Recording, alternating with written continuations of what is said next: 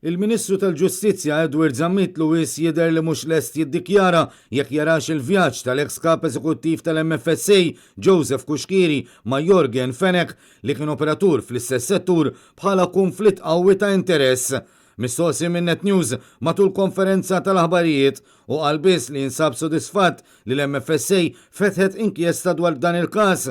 Madankollu naqas milli ddikjara ruħu b'mod ċar jekk jarax li dan kien konflitt ċar ta' interess. Jiena nara illi informat illi l-istess MFSA u l-Board of Governors tagħha għamlet inkjesta u jiena nħalli il-proċessi għaddejn. Minnaħa l-oħra l-Ministru Zammit Lewis dawwar kliemu kontra l-Partit Nazzjonalista u esponenti tiegħu.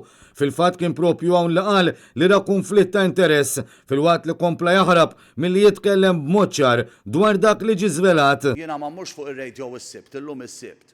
U noqgħod insaqsi d-domandi jisni għal jaħfirlu ċar sarrikom, ma nagħmilx dawn l-affarijiet. Jiena il-konflitti ta' interessi jinkwetawni, għandek raġuni jinkwetawni min jilbes żewġ tikpiepel ta' avukat u mbagħad tinħareġ informazzjoni bħala politiku. U minkejja li issa dan l-iskandlu ħareġ fil-pubbliku b'indikazzjoni ċara ta' kemm fis-7 snin tal-Gvern Laburista l-istituzzjonijiet f'pajjiżna ma tħallewx jaħdmu kif suppost, il-Ministru tal-Ġustizzja tenna li fil-verità dawn qed jaħdmu.